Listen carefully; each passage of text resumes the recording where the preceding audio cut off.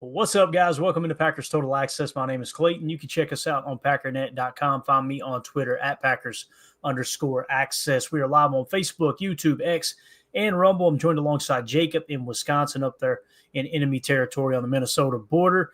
He's got some paving going on outside of his house. I'm dog sitting four pups tonight with the wife out of town. So this thing's going to be as unprofessional as you've ever heard. I just promise you that. I'm ready for it. Jacob, how you doing, man? Repaving. Good way of phrasing. That's a great way of saying it, right?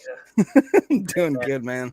It feels like a minute since I've been here. It's been about a week or so. But, it is the dead of June, and we are in the kind of the dead zone right now for Packers content. But guess what? We're here. We're ready. And we've got some good stuff to talk about today, don't we? Yeah, man. I'm excited about it, man. Let's start this thing off. First of all, want to give a shout out to Mac Inc. And go ahead and talk about our little promotion we're doing. That's going to be ending here in just a couple of days. Okay, we're basically helping raise awareness, help raise some funds for My Autism Connection, building hope, community, and independence for autistic adults. What we're doing, guys, we're giving away an autographed Dorsey Levens jersey. If you go over to my Twitter account at Packers_access, you'll see a link there. It's pinned at the top of my Twitter page. It's hard to say three times fast. It's givebutter.com/KRPSJ5. So for every $5 you donate to that awesome organization, what's going to happen is you're going to be entered into a contest one time. For every $5 you donate 50, you get entered in 10 times, right?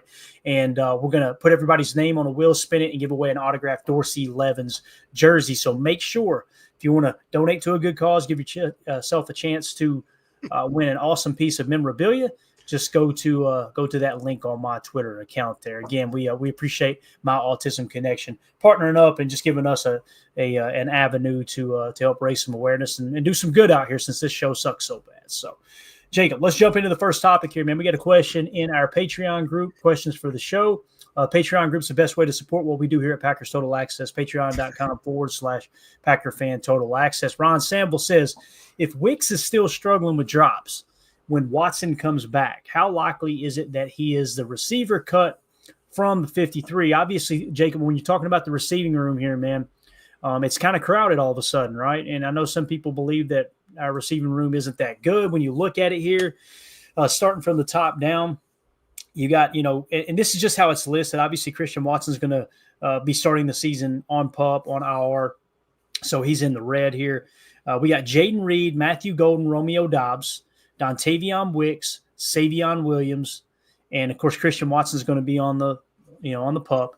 Malik Heath, I imagine, will be the 6, or Mecole Hardman. Mecole Hardman obviously making a pretty strong push there with his versatility and being able to be a special teams receiver. So you've already got 6 to 7 receivers there before Watson comes back. I like that Ron asked this question, because as soon as Christian Watson comes back, what do you do, right?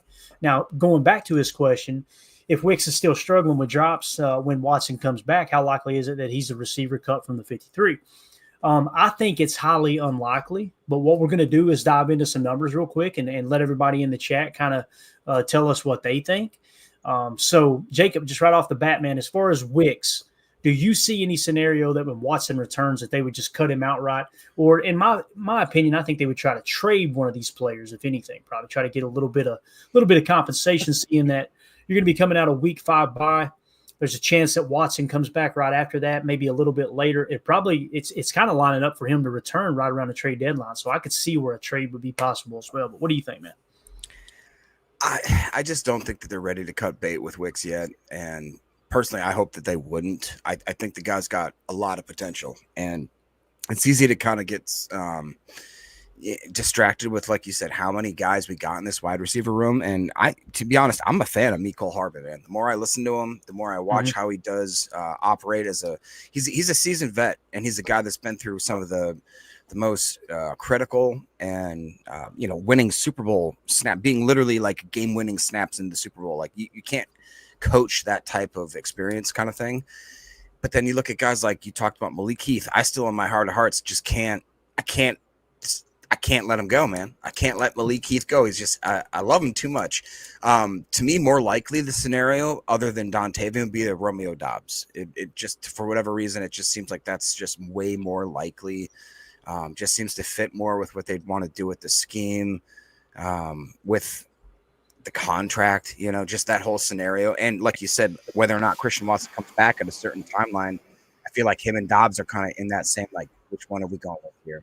Obviously, Dobbs has had some interactions with some mental stuff. And I say mental like as in concussions, right? And he's wearing the special cap and all that kind of stuff.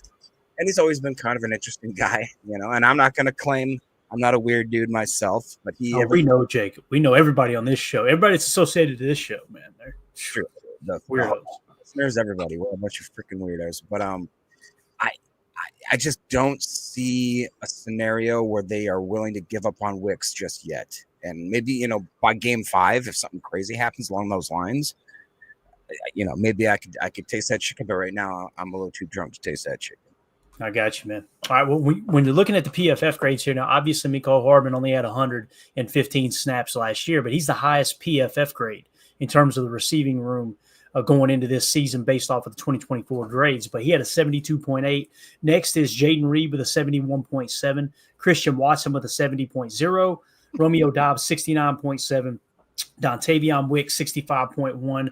Bo Melton, 63.2. Malik Heath, 62.9. And again, I know there's some people that are going to be against PFF grades. I got you. I completely understand. It's a metric that we use along with a multitude of other things. We'll look at some of the stats from NFL Pro here in a second. But Ron Sample, who asked the questions in the chat, he said, I agree. It's unlikely. Clint Cosgrove says, I don't like it, but I think they trade Dobbs. And that's what we were kind of thinking too. Like, I think there's a greater chance that they let Dobbs go or trade Dobbs as opposed to Dontavion Wicks. And one of the reasons being is Dontavion Wicks has 2 more years left on his contract this year and next year. We're in the final year of Romeo Dobbs' contract. So if you don't see him as being in the long-term future, the long-term plans of the Packers, that's the guy you're probably going to look to deal, I would imagine. Also in the chat here, Drew D says it would be middle of the season, and if he's still having bad hands, that's a very bad sign.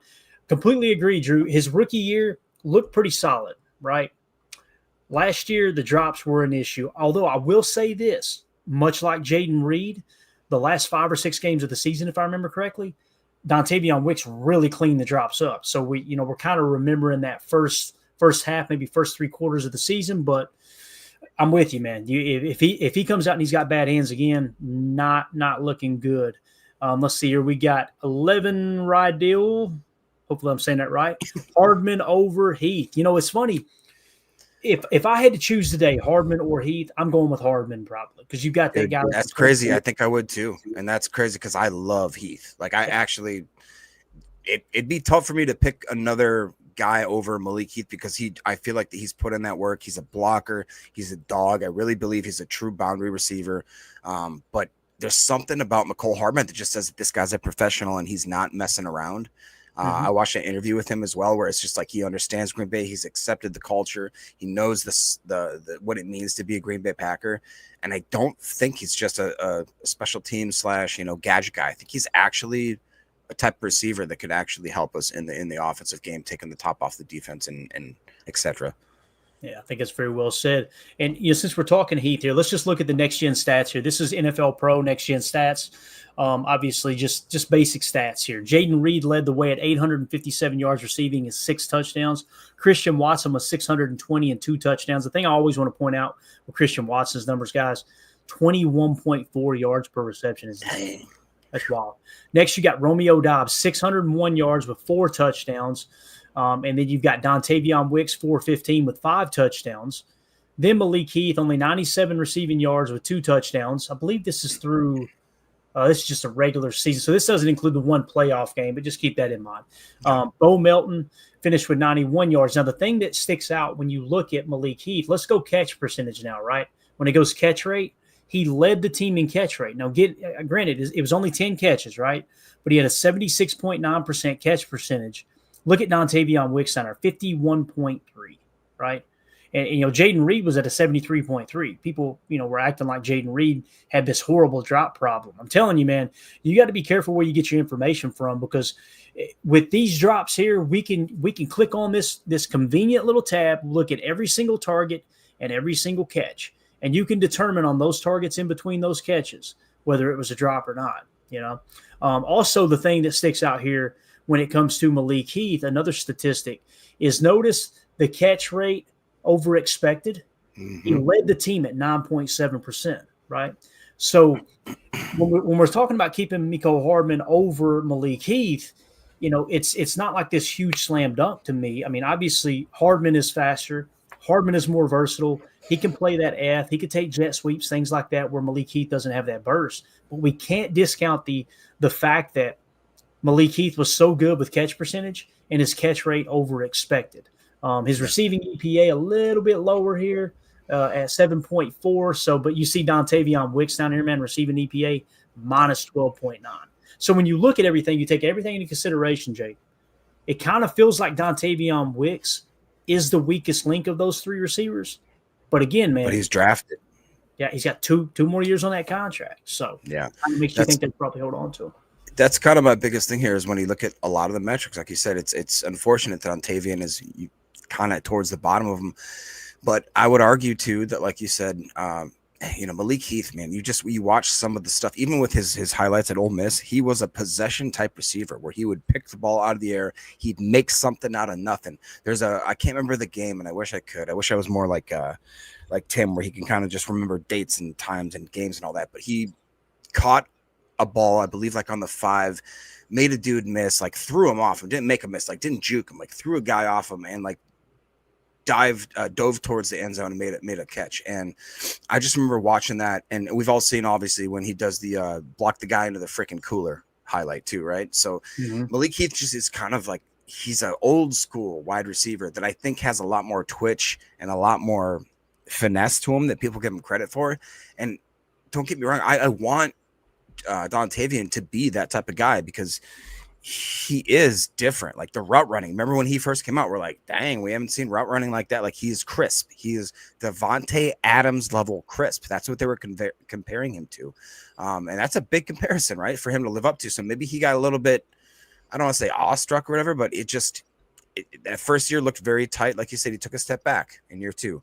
A lot of the guys didn't have a great year lately. So I think that if he has that dog in him, he's gonna refine his game. He's gonna come back ready, and knowing that this is the type of competition he's gonna have in the wide receiver room, I think we're gonna get the best Dontavion Wicks. And if not, then we'd have a conversation about maybe dispersing him at a certain time, right? Right.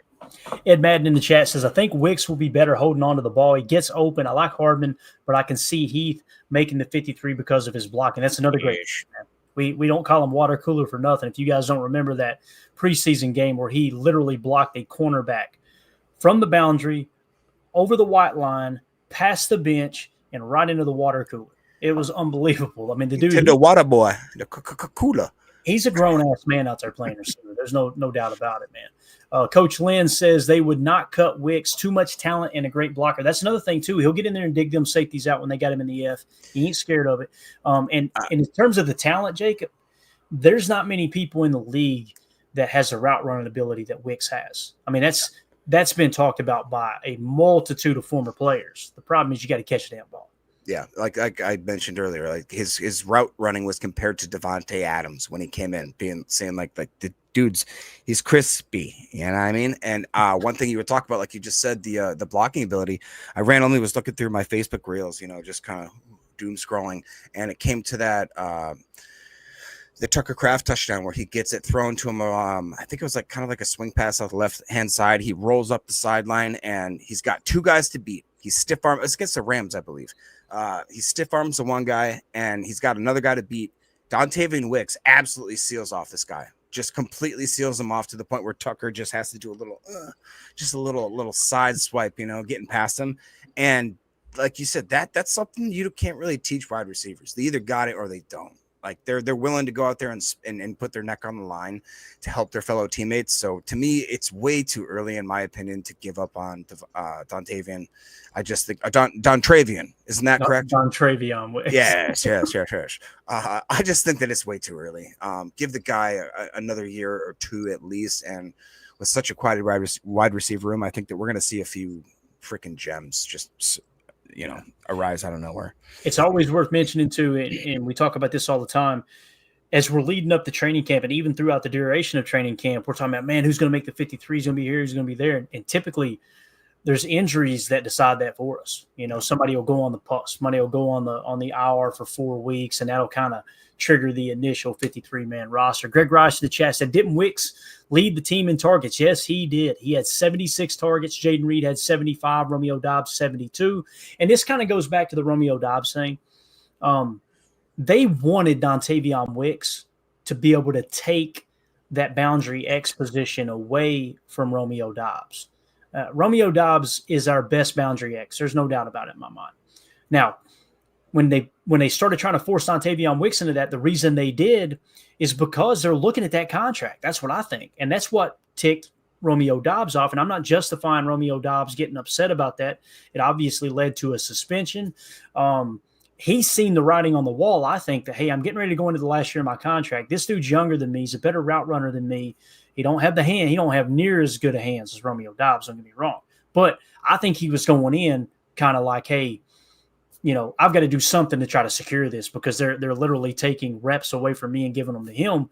It didn't work out for Dontavion Wicks, that's for sure. And then, of course, Romeo Doubs with the 2 concussions as well. That doesn't bode very well. So for me, I think Doubs of the 3 would be the most likely to be tradable. Malik Heath, nobody's going to offer a draft pick for him. Dontavion Wicks, I think they want to see if he can put it all together like he did his rookie year, kind of get a jump, on that and come back to that rookie form, especially with that route running ability. So to me, it just seems like there's more things in the box for Romeo Doubs to get traded than anyone else. So let's see, let's go back to the chat. 11, Ryle Deal. He used to have a normal, I can't think of his name. He used to have a normal, easy to read name there. Everybody always changes their names up on me. 100% would be a trade. No way Doubs or Wicks are cut. Completely agree with that, man. Completely agree with it. King Cheddar says, I think Doubs will get traded to the NFC West. I could see that, man. The Rams, same system. The 49ers, same system, essentially, same terminology. Do you think there's any credence to that he'll go to Pittsburgh and just have that? Because like people say, oh, he's with Aaron, but I feel like Aaron wasn't quite fond of, you know what I mean? Like it's like they're acting like they're Rodgers and Devontae. It's not that way.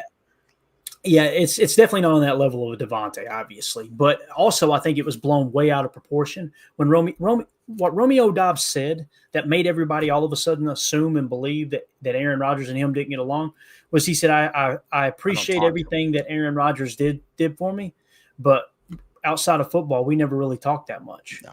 Jordan's my guy because him and Jordan spent a lot of time together leading up even before he got into the league. They were working out off together. Seasons and shit. Yeah. Right. So anyway, so yeah, I think that was kind of blown out of proportion, but I understand what you're saying too, Jacob. I don't see how Romeo Doubs is this huge, like Aaron's out there pounding the table going, we got to get this kid. We got to get this kid. So I just don't see it happening.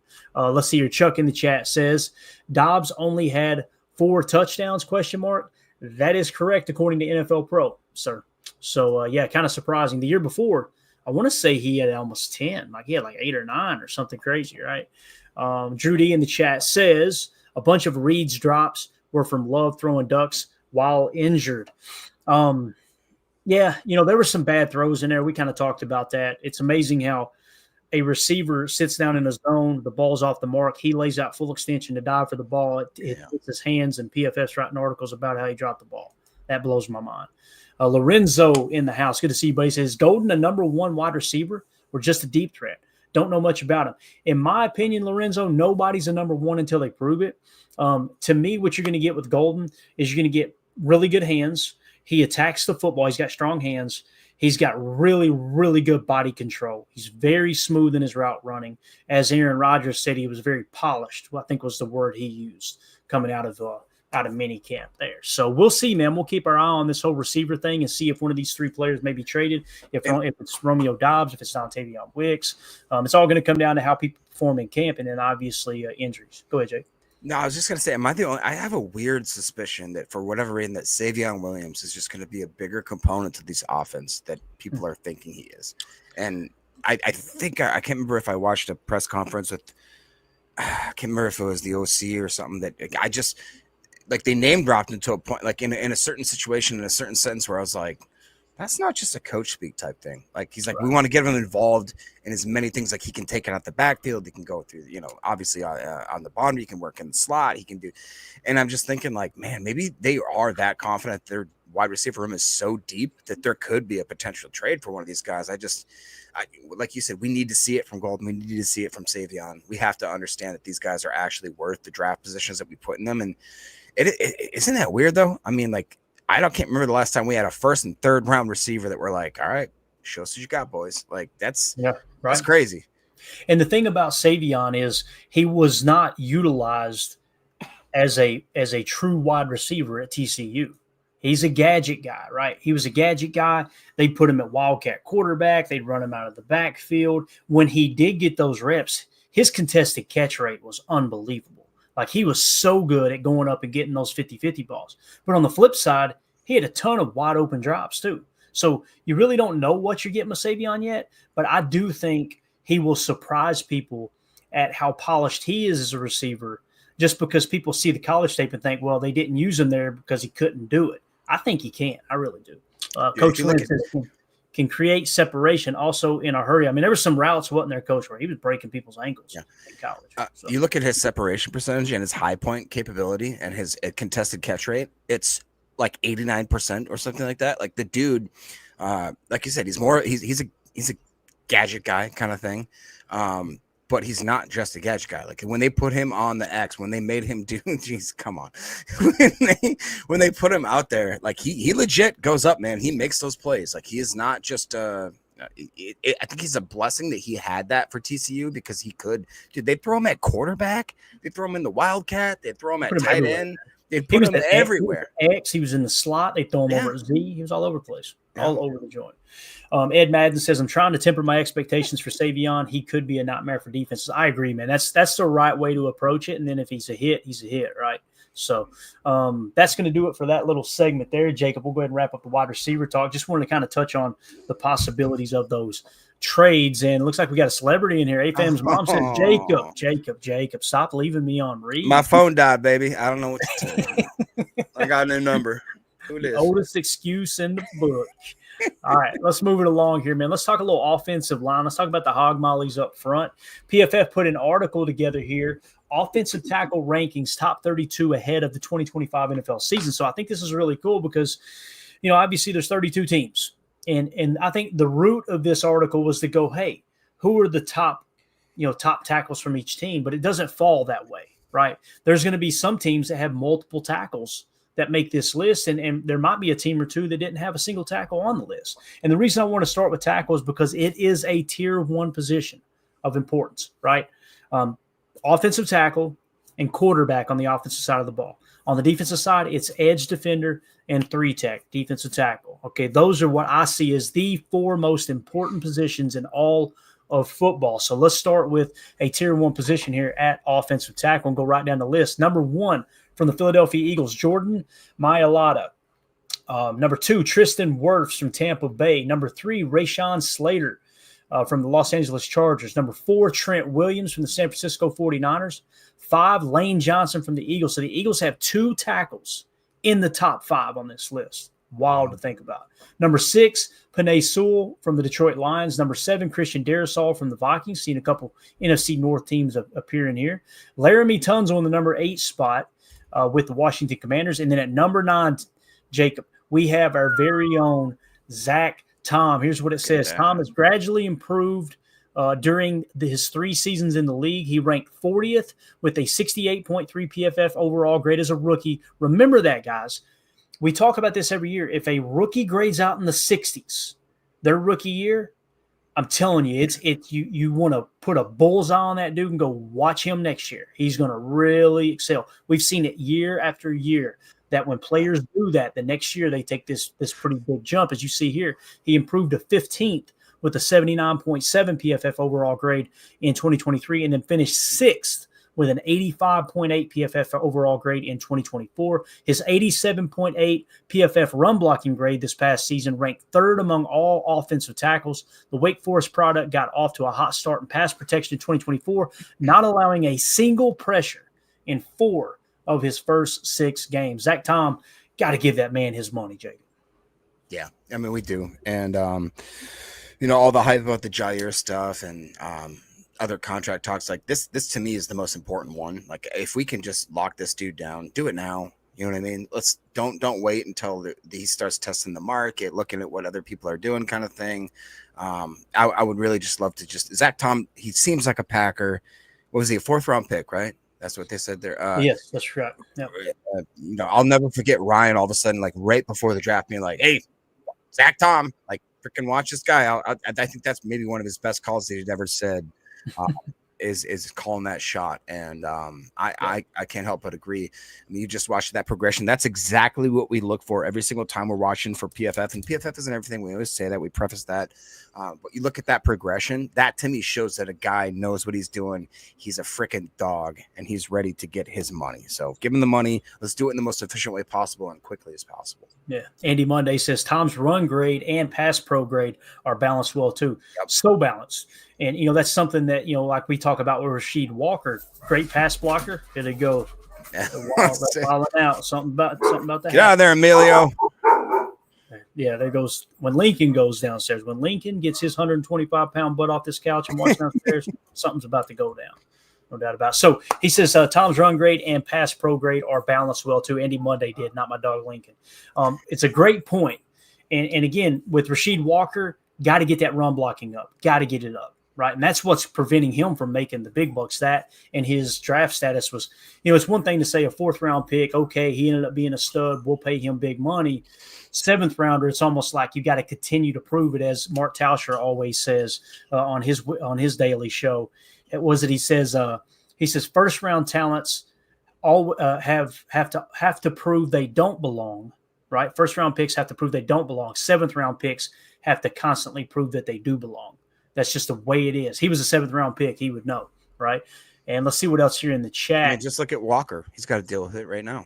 You know. Clint Cosgrove in the chat says he finished 6th and is rated 9th. That's what we're talking about with PFF in these articles. Like, how does your grading system have him 6th, but you've got him 9 on the list, right? And even if those numbers aren't accurate, I'm telling you, man, it's like that with just about every position. It's wild.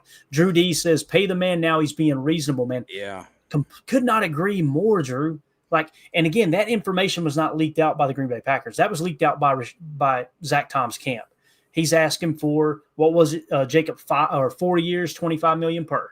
So didn't get into the details of I want $80 million guaranteed or I want $60 million guaranteed. Just give me 4 years, $100 million. That's 25 per, whether it's 30 million or if it's like what Chris says here, 100 million overall contract with 50 million guaranteed. Tommy boy, I would give him 50 mil.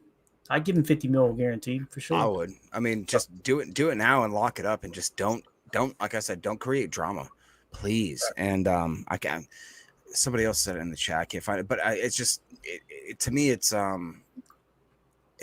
just. We don't want to be the Bengals, right? You know what I mean? We're like, you have some of the best players in the league and everyone's pissed. Like they're just constantly pissed. There's always drama. It's like, just get these guys signed, get them in camp, get them going so that we can start progressing in the right way. Because when money gets involved, I feel like it's just going to burn the whole thing down, Yeah. Couldn't agree more, man. Let's go down this list a little further here. We got Bernhard Raymond, I think is how you say the name, Indianapolis. Ryman, okay. Remember? You don't remember him? That was one of the guys that I was so excited about in one of our drafts. Yeah. Yeah, he's getting better every year. 73, 82, 85. Let's see here. Number 11. Me and Tim were high on him quite a bit. Number 11, Garrett Bowles, Denver Broncos. Number 12, Colton Miller of the Raiders. Number 13, Charles Cross of the Seahawks. 14, Paris Johnson of the Cardinals. 15, Andrew Thomas of the Giants. 16, Joe Alt from the Chargers. 17, Deion Dawkins from the Bills. 18, Brian O'Neill from the Vikings. 19, Alaric Jackson from the Rams. 20, Jake Matthews from the Falcons. He's still doing it at a high level. That's one of Clay's relatives. That's Clay's right? cousin, yeah. Wow. Yeah. 21, Braden Smith of the Colts. 22, Taylor Moton of the Carolina Panthers. 23, Ronnie Stanley of the Ravens. 24, Taylor Decker of the Lions. 25, Braxton Jones of the Bears. 26, Darnell Wright of the Bears. 27, Spencer Brown of the Bills. 28, Rob Havenstein of the Rams. 29, Luke Gadecki of the Tampa Bay Buccaneers. Another one. Yep. 30, Caleb McGarry of the Falcons. And then 31, Rasheed Walker, the Green Bay Packers. So what you've got here, Jacob, is 2 number 1 caliber offensive tackles that is on your roster right now. Yeah. Now, when you see that number 31 for Rasheed Walker, does that make you want to go, let's pay him too? Or do you think that's a lot of money to be paying Aaron Banks, Zach Tom, Elton Jenkins, and Rasheed Walker? It's a lot. I mean, you're talking about paying 4 offensive linemen top money. Yeah. Kind of tough. What do you think, man? So what makes me more frustrated about this conversation is the fact that we have to have this conversation, is that we know what Zach Tom is. We know what Elton Jenkins is. We've seen what Rasheed Walker is. I don't know what Aaron Banks is. And we've paid him big time money to the point where we upset another one of our guys, Elton Jenkins, who we claim is going to be one of our, staples of this organization. And we just expect him to move from guard to tackle to center. And we say, just, like it. And by the way, we're going to be paying other guys big time money while you're doing that. And so I honestly, if I had to put myself in his shoes, I see that. But at the same time, you can't pay 5 guys. You really can't pay 4 guys. And somehow we're almost there, and most teams don't pay 3 guys that type of money. You know what I'm saying? So, and we have, I believe, at least 3 guys that deserve paying. And the fact that maybe the Rasheed is just a 7th rounder, again, he kind of gets tossed aside. Like, hey, he's a 7th rounder. It doesn't matter. He's a great tackle in the league. Somebody's going to beg. They're going to be salivating and drooling at the fact that we're going to let a guy like Rasheed Walker get out of contract. I mean, it's just insane to me. I understand the numbers game is just, it's not an avenue I want to go down, if that makes sense. Yeah. Andy Monday says, if Goody gets the Tom extension done sooner than Elton Jenkins, does that speed up Elton Jenkins getting into camp or upset him? That's a great question, because you could look at it both ways, right? If Tom gets his extension and Elton's wanting more guaranteed money, I could see how it would tick him off, Jacob. Like, okay, you can give this guy who's not been on the team near as long as me all this guaranteed money, but you can't sweeten the pot a little bit more for me. I can see how that would upset it. But also, if Zach Tom gets that extension, the Packers could also go back to Elton and be like, hey, man, he's already in camp. I want to say that. Let me clear that up, Andy Money. He is in camp. He's just doing the hold in. And I'm pretty sure you understand that too. I mean, he's just not participating. So it also gives the Packers a little bit of firepower to go to Elton's camp and be like, yeah, man, this dude's participating in practice. What do you want me to do? Your guy isn't. So I don't disagree with Elton Jenkins sitting out the practices. I don't at all.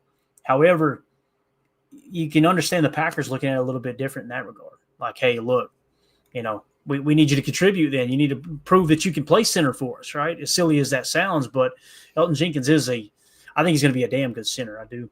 Chris in the chat says they can pay Sheed 2, not paying 1 pass catcher.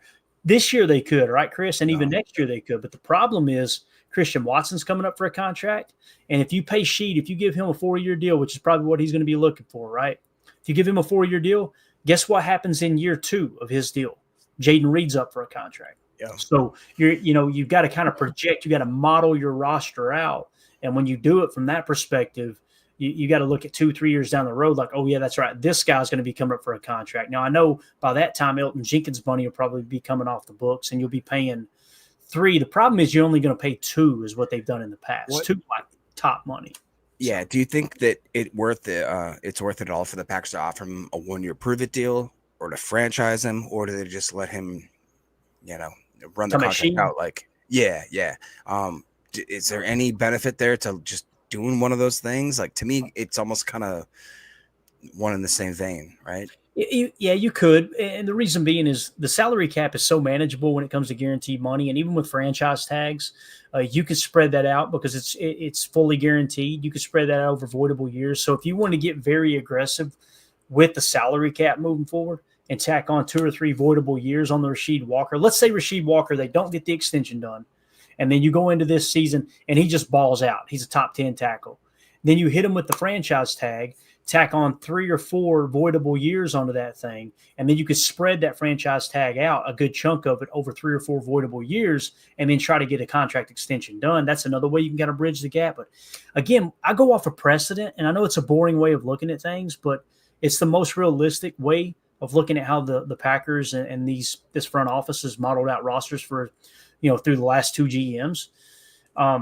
When was the last time they paid 3 offensive linemen top money? I mean, yeah, it's been I don't know if it's ever happened, to be honest with you. So, and let's assume that Elton Jenkins comes off the books next year. Let's say that he's not on the roster next year. You're going to have Tom with a big contract. You're going to have Aaron Banks with a big contract. So Rasheed Walker will be that third that they usually don't do. So that's the biggest issue I have with that. Now, if they go to Sheed and say, hey, $10 million average annual per, and we'll give you, let's say they offer him a 4-year, $40 million, but guarantee $30 million of it, right? That might be a little more enticing to him, where he might get similar guaranteed money to Zach Tom, but not as much long-term security on the surface. But when you do that contract with Tom, you do a 4-year deal, as we always say. 4-year deal is really just a 3-year deal, because the way we structure it with the front-loaded guaranteed money. So it's another way of looking at it, another thing you got to kind of take into consideration as well. Andy Monday says, sounds like Rasheed's walking. See what you did there, sir. It's tough, man, because I think somebody's going to pay him, Jacob. I mean, you see the PFF. I really think that's – I mean, look, John Runyon got paid. Right. He got a bank. You know what I mean? Yep. And so I do not see a world where a guy like Rasheed – I mean, I've loved the guy since we found that first couple of them, let's say, finishing the defense over there. He just is a dog, man. And he comes in, competes, and he's a 7th round pick too, right? 7th rounder. Who's that? Rasheed. Yeah, Sheed is. Yeah. Yep. So I mean, the guy just like the definition of outperforming your draft stock. I mean, the guy has absolutely done exactly what they want, and that's the only thing. Is it personally and like emotionally, like I'm tied to those 7th rounders that just come in and they absolutely put their nose down. They're like, I'm gonna be a guy in this league. I'm gonna be a starter. And let alone when he does perform to the point where like you just showed, he is a starter. He's a top 31, 32 type guy that is deserving to be paid. But like we don't have him. Stop looking. Yeah, stop looking at I can't wait to find out who's got that account. I got a pretty good idea of who created that account. Boy, I'm telling you, it makes things interesting. If you're new here, this is your first time watching the show, you're going, what are y'all laughing about? Hang around. You'll go, oh yeah, I get it now. These people in the chat, they're the most toxic human beings you'll ever meet, and I wouldn't have it any other way, to be honest with you. So Ron Sample said top teams are paying multiple linemen, Philly, Detroit, etc. I'd have to look at their roster. I mean, we're seeing multiple tackles on that list that we just covered. I'm sure you're telling the truth there, Ron. But when I'm talking about precedent, I'm not talking about precedent across the league. I'm talking about the Packers. And it does make you ask, right, Ron? It makes you think like, should we change that? Should we shift our focus a little bit there? You know what I mean? Because that's been something the Packers have done for a while. I mean, I remember when David Bakhtiari took over at left tackle. Everybody's like, oh, boy, we're screwed. This dude's like a 4th or a 5th round pick. What are we going to do? Right. And you look up, and he's one of the best tackles in the league. So yeah, that's where I like Daryl says, he goes, Sheed's an average blocker unless he changes the way he blocks. He's a top 10 pass blocker in the league. He just isn't great at run blocking, as I think is his biggest knock, and the fact that he has that 7th round stigma is what I would say is his biggest. But he's going to get paid. He's going to get paid big money. Yeah, as Coach Lynn says, great ROI from Walker so far, man. Yep. You ain't even kidding, Bob. You ain't kidding at all. That's what you're looking for right there in a draft pick. And what's crazy is, and this is why it's important to, even when players get on the field, as Packer fans, we're so impatient with them. Like, come on, put it together, right? Rasheed Walker didn't start a single game his rookie year. It was his 2nd year that he came out, right, and competed with, I'm trying to think, was it Caleb Jones, I think? Yeah. And he beats him out and runs away with that. I think that's who he was competing with. He runs away with that job, and it's been his since. So, it might have been even his 3rd year before he started, like, every game. But the point there is we got to be a little more patient with these players. Like LVN getting on the field, we done his chalk talk the other night. You see him having an impact on the game if you know what to look for. if you're not just listening to, I want to say the station so bad, if you're not listening to certain sports talk where they're gonna cherry pick 2 or 3 snaps where he looked bad, and we're going through and finding you 20 snaps where he was, hey, look, this dude he's got some bright moments. He's not lived up to the 13th pick yet, but he's got some bright moments. So it's important to take the whole body of work into evaluation there. And Coach Lynn, I think you hit the nail on the head, man. That ROI on Walker, my God. Since we're on the topic, Jacob, let's go real quick and talk centers. PFF center rankings top 32 ahead of the 2025 NFL season. Creed Humphrey, number 1. Let that still break your heart, man. If you're wondering what we're talking about, guys, Creed Humphrey was selected 1 pick after Josh Myers, and he's arguably the best center in the game. Number 2, Tyler Linderbaum. I remember him coming out in the draft. We had a high draft grade on him. Zach Frazier, number 3 from the Steelers. Zach Frazier was the guy. I tried to mock draft, and everybody yelled at me. Remember that? They're still yelling, Jacob. I'm trying to think of which year that was. Yeah, we had him as the second best center on our draft board in 2020 or 2024 draft. Yep. Jackson Powers Johnson Jr. was the first one, and then it was Zach Frazier. That's how we had him ranked there. So, yeah, I want to say he had a wrestling background too. I'm not 100% sure, but nonetheless, Zach Frazier's a dog. Number 4, Eric McCoy with the Saints. Number 5, Drew Dahlman with the Chicago Bears. Obviously, a free agent signing we had talked about potentially picking up. Number 6, Connor McGovern from the Buffalo Bills. Number 7, Aaron Brewer from the Dolphins. Number 8, Ryan Kelly from the Vikings. And number 9, we have very own Elton Jenkins of the Green Bay Packers. Says after playing primarily at guard throughout his NFL career, Jenkins will make the jump to center in 2025. He has logged just 378 snaps at center in his pro career, but has experience there from college, giving hope that his overall ability will translate.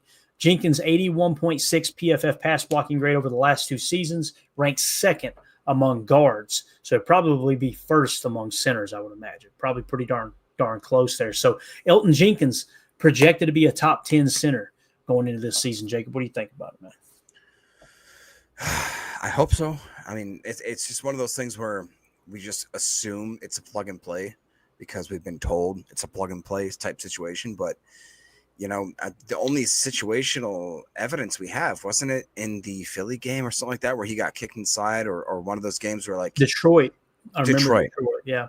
And it didn't go well. If I'm not thinking correctly, he had a couple bad snaps, and it was, of course, it was a downpour, right? But okay, that's what it was. Okay, I remember that. Yeah, so there was pouring rain, and it's like we're trying to expect this guy just to switch positions and right and do well, like really do well. I'm excited honestly about it because we've always been told that Elton's such a great center. I just want to see it actually come to fruition, and I'm excited. I'm excited for it. Like Coach Lynn saying, what about Sean Ryan? That's another puzzle piece. What do you think about that, Clayton? Yeah, Sean Ryan, I think he provides good value. He can start at guard for you. Whoa. You're wanting Jordan Morgan to take a huge, huge step is what you're wanting, right? But in a pinch, Sean Ryan can play center. So if Jacob Monk doesn't work out as your backup center, right, then you could fall back on Sean Ryan. That could be huge. So I like that. I think that he's ideally, coach, a backup. Yeah, and we talk about you want that backup swing tackle. I think that'll be Anthony Belton, and then you want that backup swing guard. I'm hoping that's Sean Ryan. You got Aaron Banks at left guard, you got Jordan Morgan at right guard, and then you've got Sean Ryan as the backup guard. I love that. And then Anthony Belton could be that backup swing guard as well, the way they've talked about him. But at tackle, if you got Rasheed Walker at left tackle, you've got Zach Tom at right tackle. And then you've got Anthony Belton as the swing tackle. You could also kick Jordan Morgan over there. He's cross-training at left tackle, which he played his entire career before he got in the NFL at left tackle. So he's got some experience there as well. One thing I feel comfortable saying, this offensive line got a lot better from last year. And that offensive line was a big reason why we lost that game to the Eagles in the playoffs there. So let's see here. United Bates says, Zach Frazier, 4 wrestling state champs in high school, 159-2 record. He's a dog. Clint just said 159-2. Wow. Yeah. That's Brock Lesnar numbers, dude. That's crazy. If you guys will remember when we were doing our draft board this year, we had the little wrestling emoji, right? The dude, the wrestling emoji. That's why I'm telling you, man, especially interior offensive linemen, if they have a wrestling background, boy, oh boy, do they Which makes you think the movie of their placements wasn't that far off. Remember what they did? They went and got like sumo wrestlers and man, I almost swore again. Jeepers. It's one of those nights, Jake. I'm getting spicy. Coach Lynn says Sean Ryan played solid for us and is also improving, in my opinion. I agree. Coach, you remember he got suspended his rookie year, and they wouldn't hardly put him on the field his second year, right? Then last year, all of a sudden, Jordan Morgan, a first-round pick, couldn't completely beat him out for the right guard job. So one of the only listeners that's ever been like, hey, are you Jacob from the podcast? And I was like, yeah, oh my God. Guy named Terry. Terry comes to the gym I work at. Terry was like, hey, didn't Sean Ryan get suspended for PEDs his rookie year? And I was like, no, I don't think that happened. And he's like, no, it did. And I was like, yeah, I'll look it up. Sure enough, Terry, you were right. He got suspended for wasn't it like the last half of the season, the whole last half of his rookie season. And I was like, wow, okay. And I didn't ever think about that progression stopper for him as a player. You know what I mean? Like when we drafted him, he was kind of like that. If he like you said, he's a wrestler that maybe has made a late transition, has the best hair on the team for sure. But the type of guy that and it sounds like he's kind of goofy. He's a funny guy. I just really think that he could take a step that nobody's seen coming. That could be. We have so many guys that if they take that last step or the final step into being a pro on every level, dude, like guys like Musgrave, guys like Ryan, guys like, on the defensive line, everybody from Wooden, Brooks, everybody you want to name, guys like, who I'm more impressed with, and I don't want to sideline this, but Isaiah Simmons. Yep. Did you watch? I was trying to just get caught up, dude. The 20-minute interview he has on the Green Bay Packers official website is very, very telling. I mean, to the point where I'm starting to root for the guy. And I honestly think that from what Hafley has told him, according to him, one thing I know you love Clayton, he said one of the things he's talked about is that when I can't see the light at the end of the tunnel, I let God be my eyes. That's what he said. And he's like, being in New York, they never let me settle down in a position where I could be didn't in Arizona either. Not in Arizona. I was just going to say he started at slot. You know why? He started at cornerback. He started at edge. He started at DT, and it's crazy. Yeah, because you're talking about the Giants and the Cardinals. They don't know what they're doing. Do you understand that? No, they don't. All right, guys, that's going to do it. We're going to get out of here. We appreciate everybody hanging out. This is a lot of fun. Hit that like button, subscribe if you're new here. Appreciate y'all taking time out of your Saturday evening to talk ball with us. This was fun. The chat was absolutely awesome in here. Everybody, thank y'all for contributing. Tomorrow, we're going to be doing our giveaway, an autographed Kingsley Enagbare rookie card, okay? And you're going, man, I'd like to get myself entered into that giveaway. Here's what you got to do. Just join our Patreon group, patreon.com/Packer Fan Total Access. Or you just, right there it is.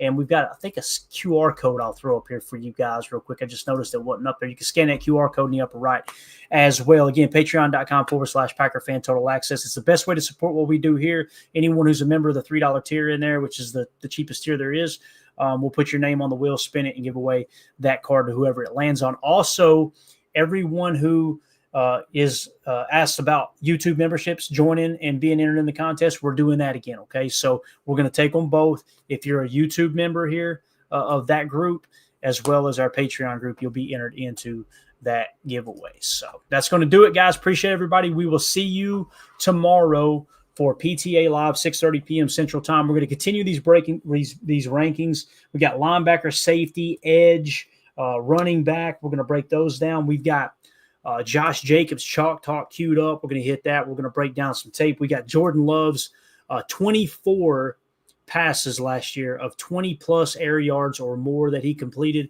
A lot of fun watching that clip. We'll hit that tomorrow if we have time as well. Got a lot of good content coming up. And, thanks, everybody. We'll see you tomorrow. As always, let's go out and be the change we want to see in the world. And go Pack, go. There we go. We're out. Bye, guys.